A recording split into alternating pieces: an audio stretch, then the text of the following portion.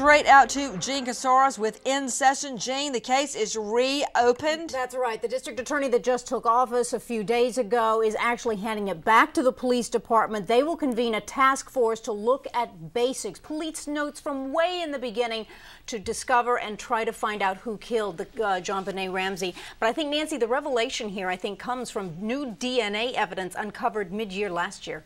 And what DNA evidence are you referring to specifically? About 1997, they did find DNA in the panties of JonBenet Ramsey, an undisclosed male DNA that was thought it could have been the person that put the panties together in China.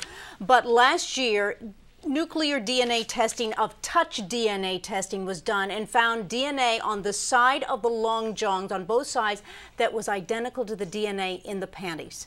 You are seeing new photos we have just obtained of JonBenet Ramsey and the crime scene. To Rupa Michelini, our producer on the case. What can you tell me, Rupa? About the evidence, Nancy, you're talking about these photos, for example. There's a lot going on in this case, and this is what's so frustrating to prosecutors as well as the police department. As you know, they made an announcement today. They will be working jointly, formulating a task force of about 20 people that will be revisiting all of the evidence, all of the records in the case. There is some chance also that now with newly available technology, they will be able to revisit actual evidence that they weren't able to process before and maybe look at it and find new evidence from this current evidence in the evidence room. To Cheryl McCollum, crime analyst and director of a cold case squad. Cheryl, the killer felt so at home in the Ramsey home, she wrote, I believe, a 5-page ransom note claiming to take the child away, wrote a practice note as well. Come on, it was written with, let's see, Patsy Ramsey's Sharpie on Patsy Ramsey's notepad. The pen was put back on her desk. And then the so-called kidnapper says, you know what, to heck with all the money, I'll just kill her here and leave her body. Right, all in the same house. And this killer felt so at home on Christmas Eve, he went up and down the steps, stayed in the home a while, went and found the pen, went and got her blanket, went and got a toy. Yeah, he was in no hurry to leave this house, this stranger. And don't forget the chronic vaginal injury. Explain. On the autopsy report, it explains in great detail that JonBenet suffered chronic vaginal injury, which means she was molested over a period of time. So again, this stranger would have to have access to her and then, you know, harm her sexually and then come in the house and kill her at another time.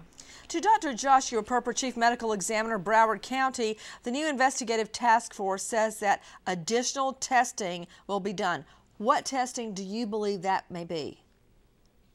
Well, probably they are going to review the entire body of evidence, and as it was indicated, there was some new evidence which was found recently, and most likely they will try to match the DNA to the national database.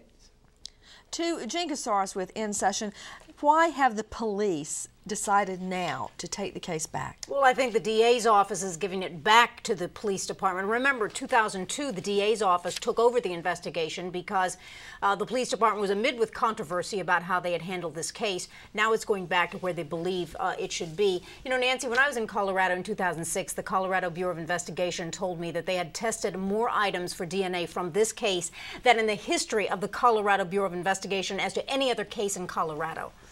Gene, have they any new theories? Well, I don't think they have new theories, but they have new DNA techniques, and I think that is going to be central to this case. But can we only say this is a DNA case now, or can we still say that other evidence will lead to clues to find the killer?